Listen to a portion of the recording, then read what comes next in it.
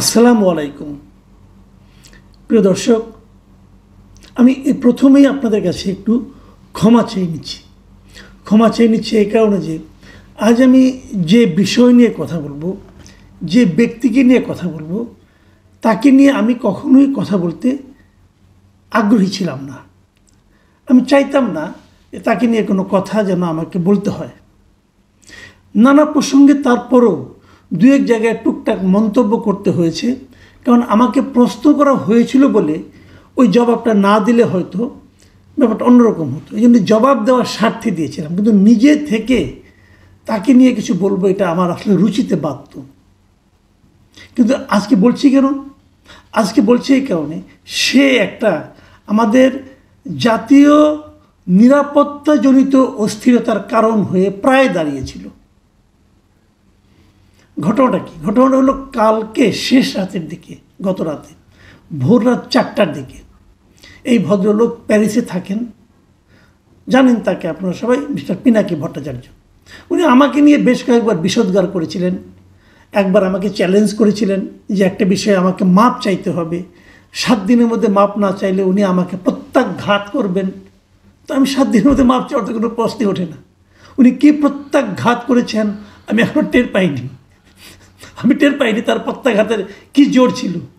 তো বুঝেছিলাম যে খালি সে বাজে বেশি, ওই দূরে বসে বসে ঘেউ ঘেউ করা যায়, কোনো ব্যাপার না। তারপরে দেখলাম কিছুদিন পরে উনি আমাকে একটা উকিল নোটিশ পাঠিয়েছিলেন। এটা আপনাদেরকে কখনো শেয়ার করা হয় নাই, আজকে এই সুযোগে শেয়ার করছি।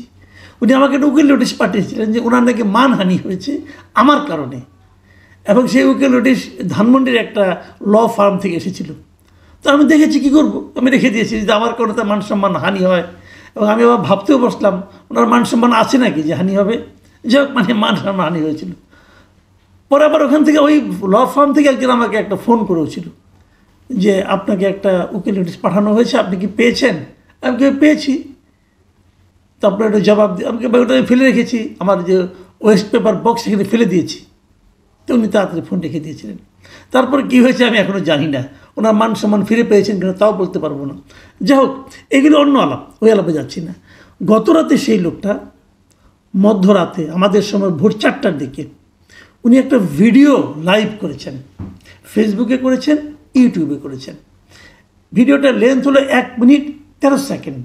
সেখানে উনি কী বলেছেন আমি ভিডিওটা দেখাতে পারতাম, কিন্তু নর্মালি আমি আমার ভিডিওতে অন্য করে ভিডিও দেখাই না, এবারও দেখাচ্ছি না। আমি বরং আপনাকে পুরো ভিডিওটা পড়ে শোনাই। আমি পুরো ভিডিওটা নিজেই ট্রান্সক্রিপ্ট করেছি। উনি লিখেছেন, উনি বলেছেন, প্রিয় দেশবাসী, আসসালামু আলাইকুম।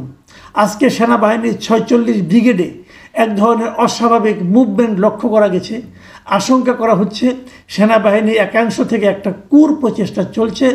আমি সেনাবাহিনীর জুনিয়র অফিসার ও সৈনিকদেরকে এই প্রচেষ্টা রুখে দেওয়ার আহ্বান জানাই। দেশবাসীকে এখনই রাজপথে নেমে আসার আহ্বান জানাই। সকল ছাত্রাবাস, ছাত্রনিবাস থেকে মিছিল নিয়ে রাজপথে আসুন। এই রাতেই জনতা আপনাদের সাথে যোগ দেবে। আমরা ওদের দেখিয়ে দিতে চাই আমরা জেগে আছি, বিপ্লব জিন্দা আছে। প্রয়োজনে রাজপথে ইস্তাম্বুলের মতো শুয়ে পড়ে ট্যাঙ্ক আর আর্মার্ড ভেহিকেলের প্রতিরোধ করবেন। মাদ্রাসা থেকে নেমে আসুন আমার ভাইয়েরা সকলে, আজ রাতেই এটা আমাদের বাঁচার লড়াই। হাসিনার খুনে বাহিনীকে যারা বাঁচাতে চায়, যারা আবার দেশটাকে ভারতের তাবেদার বানাতে চায়, তাদের রুখে দিয়ে আমরা আমাদের স্বাধীনতা সার্বভৌমত্ব রক্ষা করব ইনশাল্লাহ। এখনই নামুন রাজপথে। এই রাজপথেই মুক্তি, এই রাজপথেই জীবন। প্রয়োজনে আবারও দেব 1 নদী রক্ত, কিন্তু বিপ্লবকে ধ্বংস হতে দেব না। ইনকিলাব জিন্দাবাদ। ভাই, আমার কণ্ঠস্বর খুব খারাপ, ওনার মতো করে বলা সম্ভব না। উনি ভরাট গলায় বলেছেন এবং মনে হয়েছিল যেন উনি একটা দেশ নায়ক এবং বিপ্লবের জন্মদাতা উনি, এরকম ওনার ভাবভঙ্গি থেকে মনে হচ্ছে। যেরকম আমরা শুনেছিলাম 7ই মার্চের ভাষণ, জলদ গম্ভীর কণ্ঠে শেখ মুজিবের ভাষণ, যেরকম আমরা শুনেছিলাম জিয়াউর রহমানের বেতারে স্বাধীনতার ঘোষণা, ওরকম ওনার ভাষণ, একটা অথরিটি নিয়ে উনি এই ভাষণটা দিয়েছেন। নেট রেজাল্টটা কি? কেন ওটা দিয়েছেন? কি হয়েছে এতে? আসলে কি 46 ব্রিগেডে কিছু হয়েছে?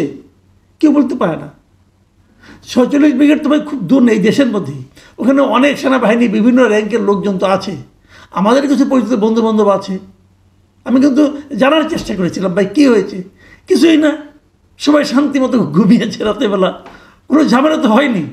তো উনি ফ্রান্সে বসে, ফ্রান্সের প্যারিসে বসে কোথায় পেলেন এই ঘটনা, কোথায় পেলেন?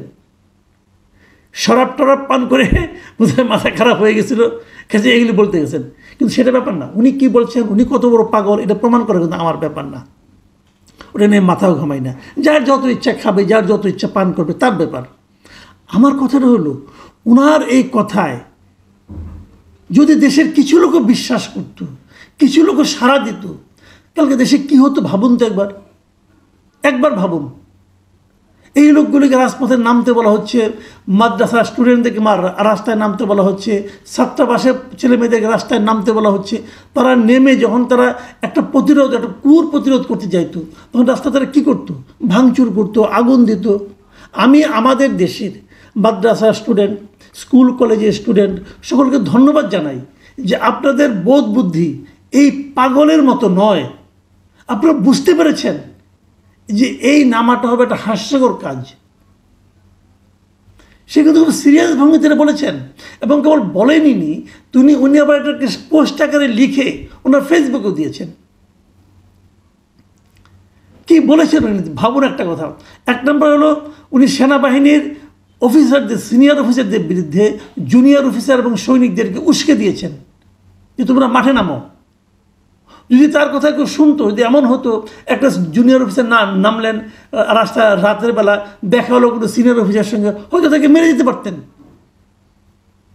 আবার ধরেন যদি তার কথা শুনে ছাত্ররা নেমে আসতো, কি হতো?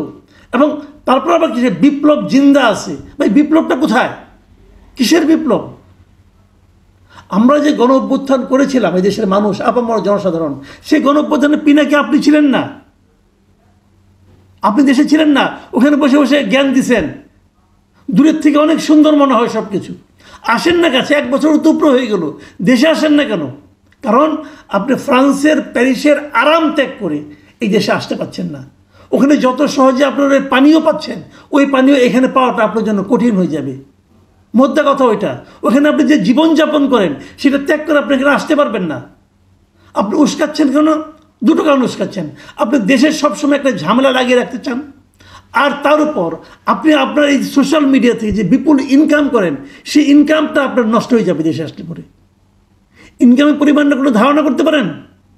আমি এই দেশের মানুষকে বলছি, আপনারা কি জানেন ওনার ইনকামটা কত?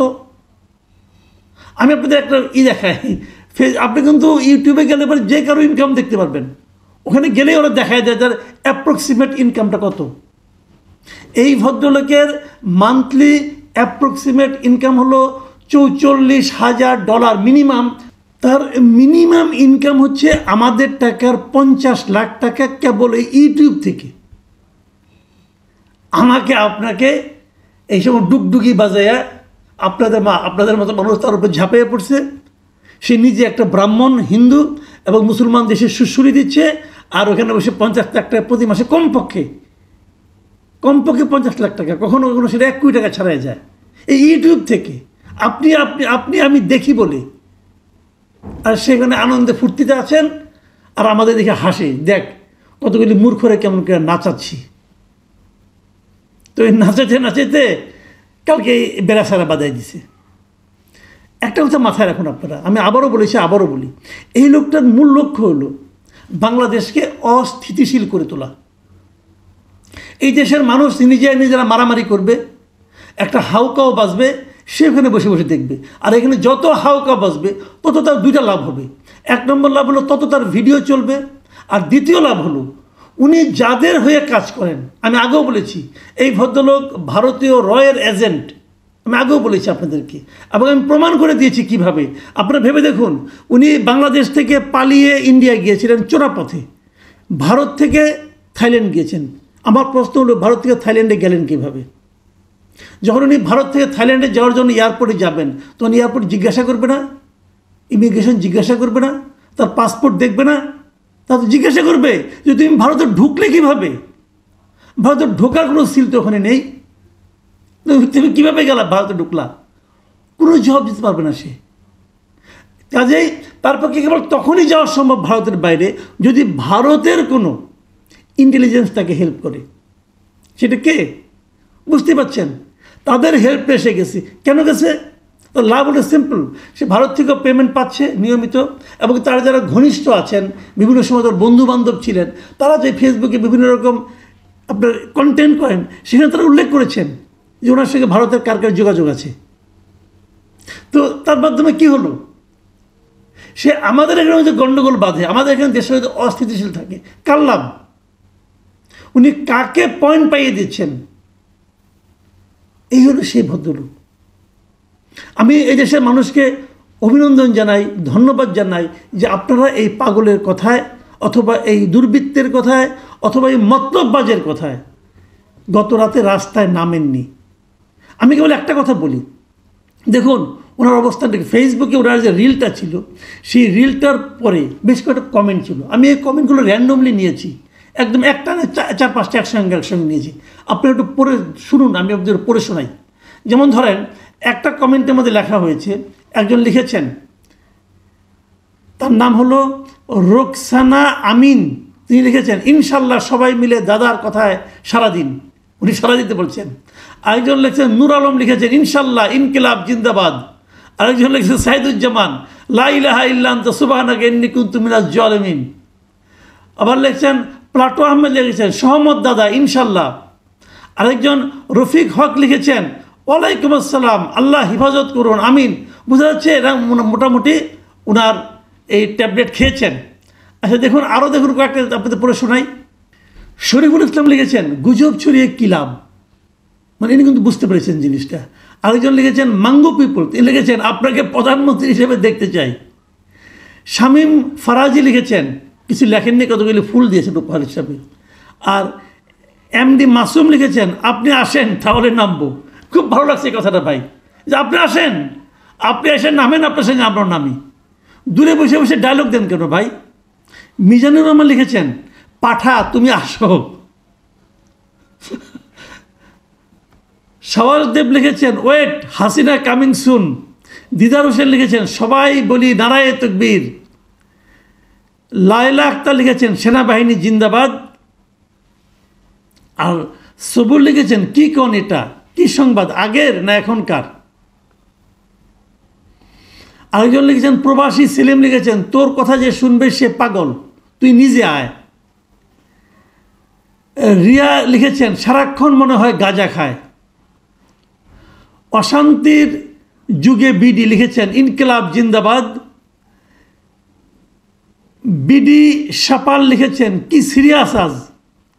আরেকজন লিখেছেন আমিন জাকির লিখেছেন গেলি আরও কিছু লাশ ফেলতে চাস। শুনুন, এইগুলো হলো পিপুলের মানে অবজারভেশন তার সম্পর্কে, মানুষ কি ভাবছে এই লোকটাকে নিয়ে। কেউ পাগলের মতো আছে, তার এখনও অনুসারী আছে, সে যা বলে তাতেই রাজি। কিন্তু যে লোকগুলি বলেছে ছড়িয়ে দিন আসুন, তারা কেউ রাস্তায় নামছে বলতে কোনো খবর পাই নাই। সারা দেশ থেকে একটা খবরও তো আসে নাই যে কেউ রাস্তায় নামছে ওনার আহ্বান শুনে।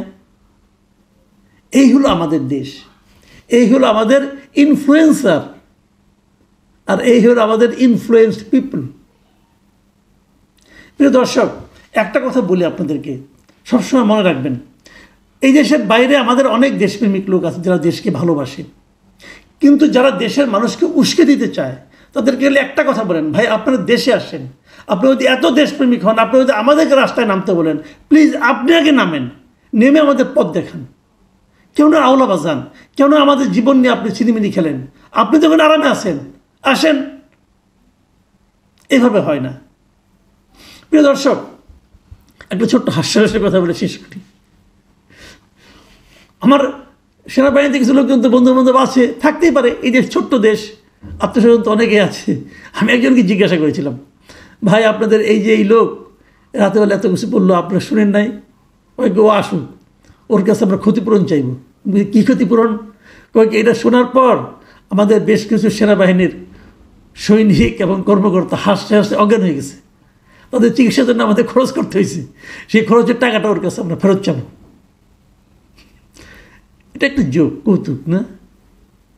এই লোকটা ধীরে ধীরে নিজেকে কৌতুকের বস্তুতে পরিণত করছে। প্রিয় দর্শক, আপনাদের কাছে দোয়া চাই আমাকে যেন এই লোক নিয়ে আর কখনো কথা বলতে না হয়। সবাই ভালো থাকবেন। আল্লাহ হাফিজ।